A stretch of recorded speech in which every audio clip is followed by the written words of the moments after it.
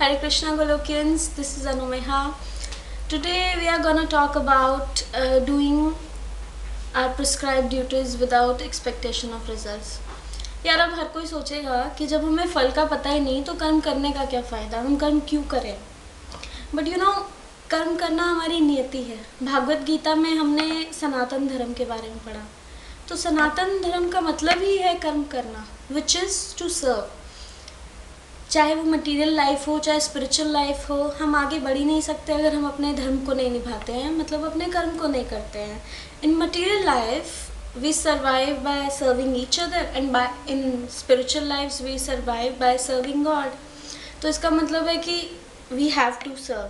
अब अगर सोचिए कि अगर एक दुकानदार किसी कस्टमर को सर्व ना करे तो क्या होगा, या जो हमारे माँ बाप हैं वो कोई भी हमारे लिए जो काम करते हैं उससे पहले अगर वो ये सोचने लग जाएं कि कल को पता नहीं है बच्चे हमें कैसे ट्रीट करेंगे या कैसा हमारे साथ रिलेशन रखेंगे, तो हमें उनका वो प्यार, वो स्नेह, वो दुलार नहीं मिल पाएगा जो हमें आज मिलता है। और दोस्ती एक ऐसा रिलेशनशिप है जिसमें दोस्त बहुत बड़े बड़े काम कर जाते हैं एक दूसरे के लिए विदाउट एनी बेनिफिट। अब सोचिए अगर ये सब ना हो, ये भावना एक दूसरे में ना हो सर्व करने की, तो this life would be very very difficult to survive.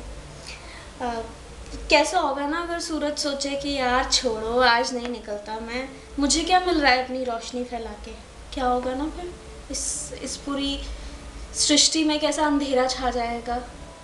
पर ये क्योंकि नियति है, सूरज को निकलना ही है, उसे अपनी रोशनी फैलानी ही है, उसे हम पर अपनी छाँव रखनी है, इसलिए सूरज निकलता है और अपना कर्म करता है। Friends, I just mean to say that कर्म should be done for the internal pleasure, not for the sense gratification. जो लोग फल की इच्छा करके कर्म करते हैं, मुझे लगता है वो मोड ऑफ पैशन में रहते हैं।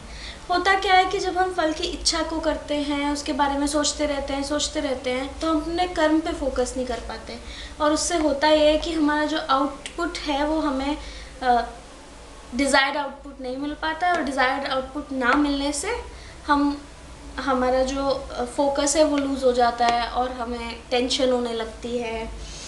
फल की इच्छा करने का मतलब है एक्सपेक्टेशन, जो कभी पूरी हो जाती है और कभी नहीं पूरी होती, और फाइनल रिज़ल्ट जो उसका निकलता है वो होती है चिंता। तो चिंता हम सब ने सुना ही होगा कि चिंता चिता के समान है। विद चिंता I don't mean death, I mean stress, tensions, jealousy, anger, unsatisfaction, fear, which is a slow poison.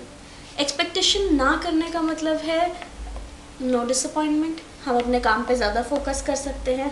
So the कर्म should not be done for our sense gratification, but for our internal pleasure, for the pleasure of God, because ultimately God is the creator, God is the destroyer, and God is the enjoyer.